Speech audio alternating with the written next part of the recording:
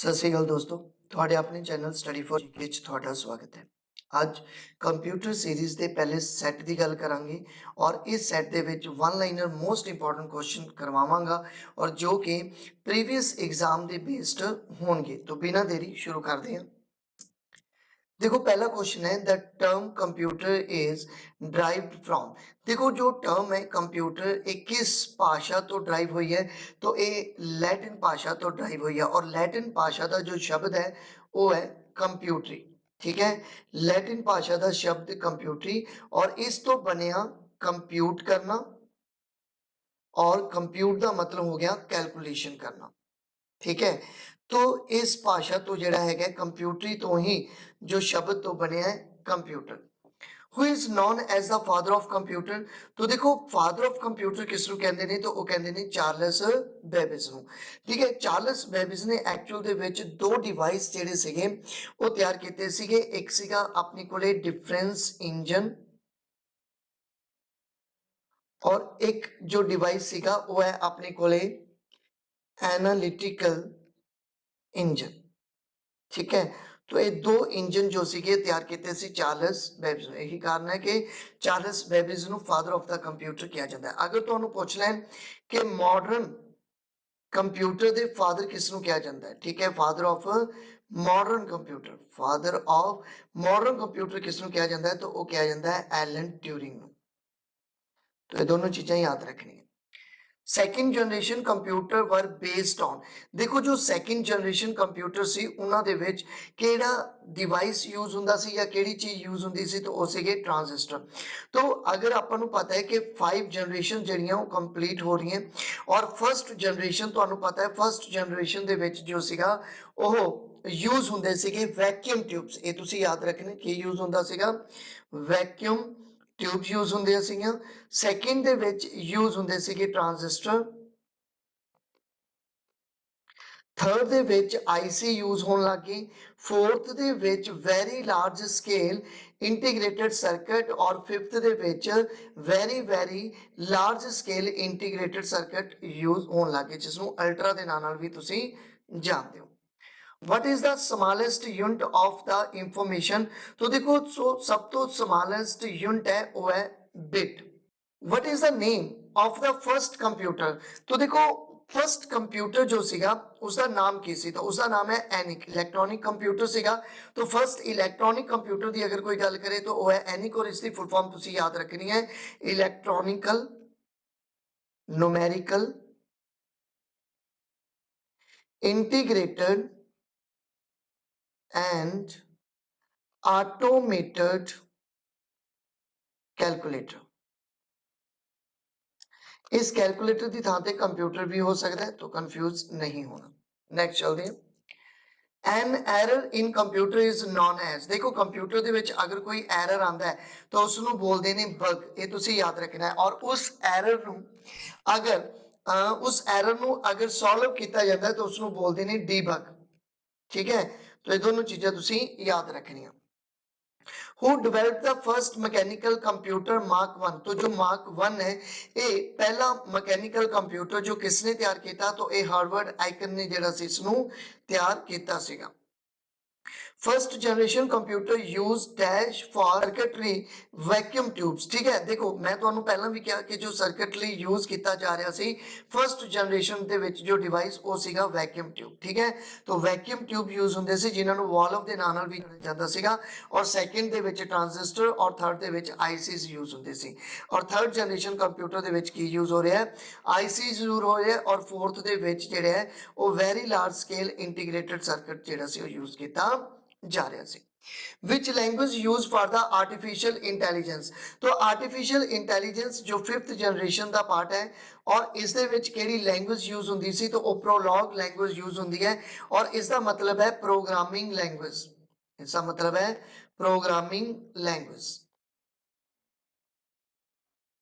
Next चलते हैं।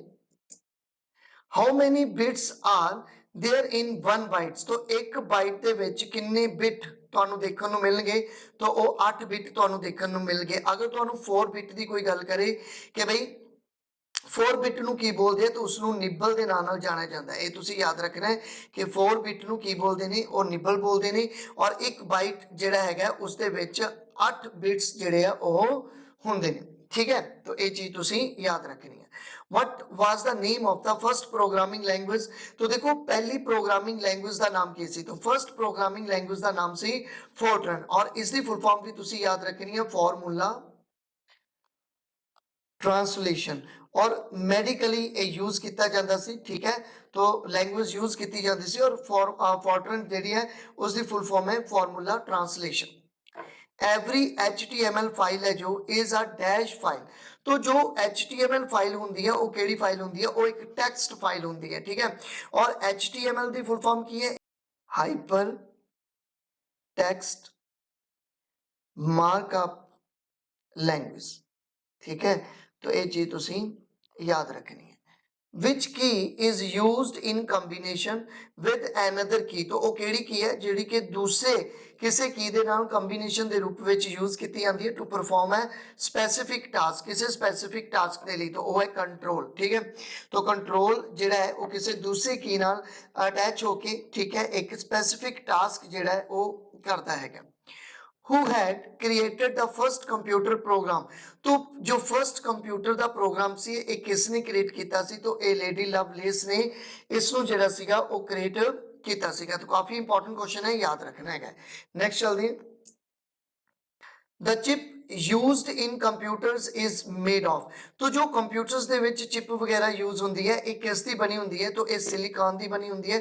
काफी इंपॉर्टेंट है। What is the name of the first computers spreadsheet program?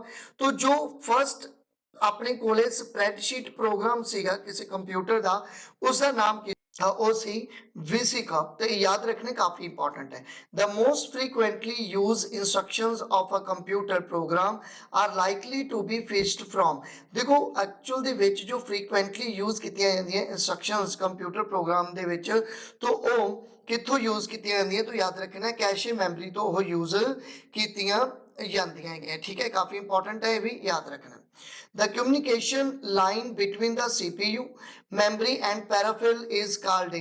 तो CPU ਦੀ फुल फॉर्म ਤੁਹਾਨੂੰ पता ही है, सेंट्रल प्रोसैसिंग यूनिट ਹੁੰਦਾ है, सेंट्रल प्रोसैसिंग यूनिट।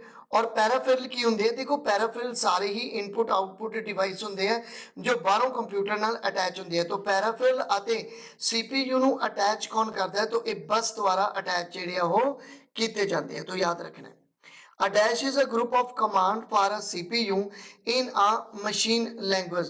तो देखो मशीन लैंग्वेज ਦੇ ਵਿੱਚ जो कमांड ऑफ ग्रुप है या ग्रुप ऑफ कमांड है जो वो यूज कीतियां जांदियां उसਨੂੰ ਅਸੀਂ इंस्ट्रक्शन सेट बोलते हैं। ठीक है, और CPU ਦੀ फुल फॉर्म मैं ਤੁਹਾਨੂੰ ਦੱਸ ਦਿੱਤੀ है। नेक्स्ट चलते हैं।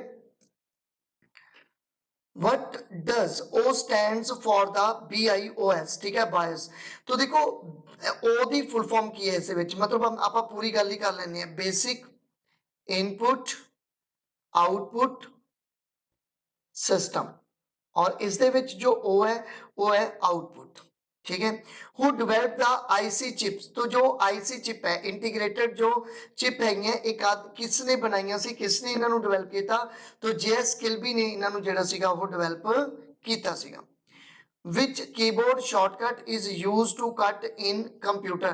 तो कंप्यूटर दे विच अगर किसी लाइन नूं तुसी कट करके किसी होर थां ते लेके जाना तो उस लई केड़ा शॉर्टकट यूज किया जाता है? तो वो कंट्रोल X जिहड़ा है वो यूज किया जाता है। ये तुहानूं सब नूं पता है कि कंट्रोल C कॉपी हुंदा है, कंट्रोल V पेस्ट। ठीक है, और कंट्रोल X जिहड़ा हैगा वो कट हुंदा है, और कंट्रोल जिहड़ा हैगा Z उसनूं बोलदे ने अंडो।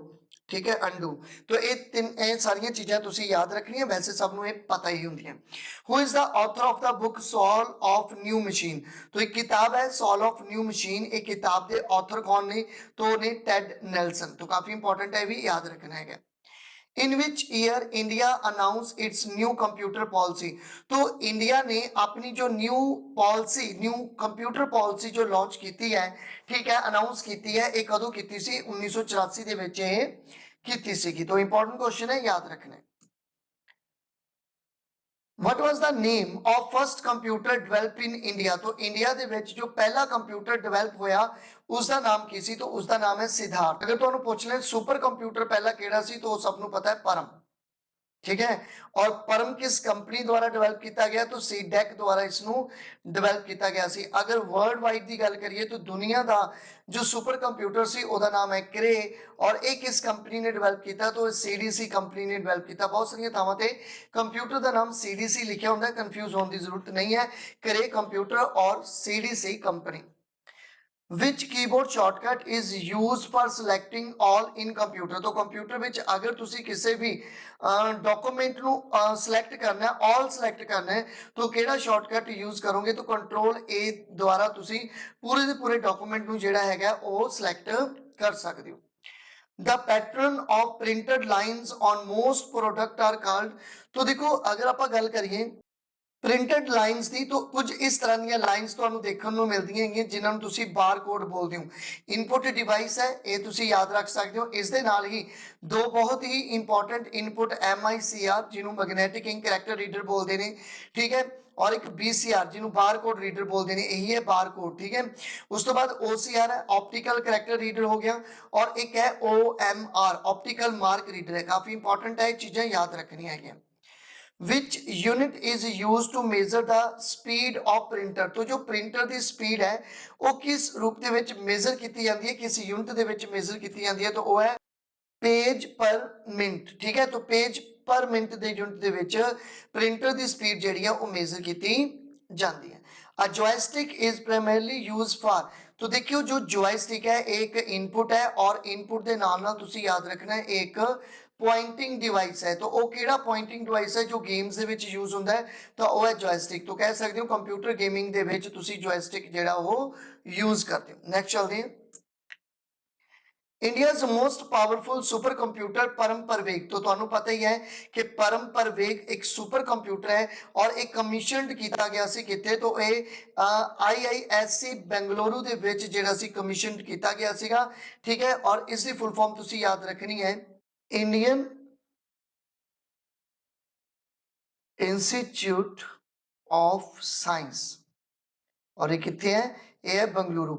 इस दे नाल ही परम गंगा तुसी याद रखोगे, परम गंगा भी एक सुपर कंप्यूटर है, और परम गंगा जेड़ा हैगा ये किस फील्ड नाल एसोसिएट है, ठीक है, किस कह लो कि ग्रुप नाल एसोसिएट है? तो ये साइंस ते टेक्नोलॉजी नाल एसोसिएट है।